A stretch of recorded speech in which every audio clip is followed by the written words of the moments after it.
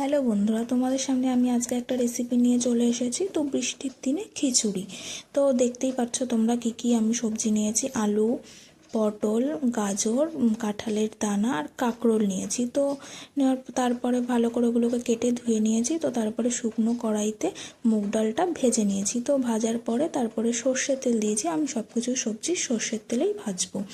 তো সর্ষের তেলটা ভালো করে গরম হয়ে যাবার পরে আলুটা ভেজে নিয়েছি। তো আলুটা একটু লালচে লালচে করে ভাজার পরে তারপরে সব সবজিগুলো দিয়েছি, পটল, গাজর, কাঁকরোল। তো দেওয়ার পরে একটু নুন দিয়েছি। নুন দিয়ে ভালো করে সেটাকে ভেজেছি, মোটামুটি 80% to 70% ভেজে নিয়েছি।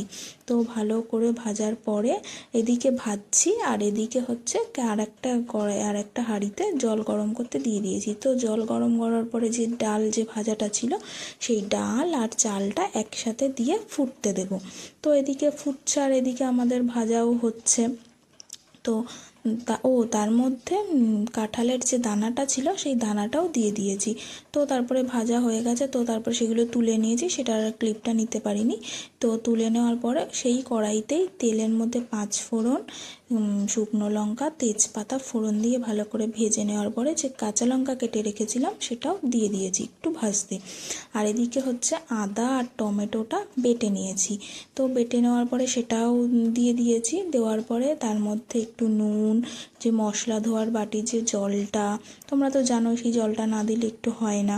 তো তারপরে একটু হলুদ, জিরে গুঁড়ো, ধনে গুঁড়ো দিয়ে ভালো করে মশলাটাকে কষিয়ে নিয়েছি। বেশ যতক্ষণ তেল না ছাড়ছে ততক্ষণ অবধি মশলাটা কষিয়ে নিয়েছি। তো কষানোর পরে তারপরে যে সবজিগুলো ছিল ভাজা, সেই সবজিগুলো দিয়ে দিয়েছি। তো সেই সবজিগুলো দেওয়ার পরে হালকা একটু জল দিয়ে সেটাকেও একটু হালকা, ধরুন এটা 90% হবে সেরকম ভাপিয়ে নিচ্ছি।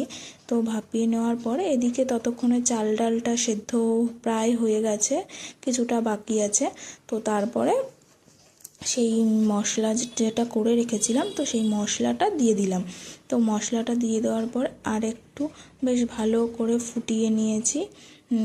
ভালো করে ঢাকা দিয়ে ফোটাতে হবে। তো ফুটিয়ে নেওয়ার পরে একদম পুরো গড়গড় করে ফুটবে এমন, আর দেখবেন যাতে তলে লেগে না যায়। এই খিচুড়ির একটাই সমস্যা, হয়ে আসলে কিন্তু তলায় লেগে যেতে পারে। তো ভালো করে নাড়া দেবেন। তো তখন একটু মিষ্টি স্বাদের জন্য আমরা বাতাসা দিয়েছি, নুন একটু দেখলাম কম হয়েছিল তো একটু নুন দিয়ে দিয়েছি। তো ভালো করে এটা নাড়তে হবে যতক্ষণ না একটু গাঢ় গাঢ় হচ্ছে বা একটু জলটা শুকিয়ে আসছে, আপনারা যেমন নামাবেন সেরকম। তো তারপরে ঘি আর গরম মশলা দিয়ে নামিয়ে দিয়েছি। অবশ্যই তোমরা জানাবে যে রেসিপিটা কেমন লাগলো। আর হ্যাঁ, খিচুড়িটা কিন্তু এমনি এমনি খাওয়া দাওয়া হয়নি আমাদের, খিচুড়িটা কিন্তু বাঁধাকপির সাথেই আমরা পরিবেশন করেছি।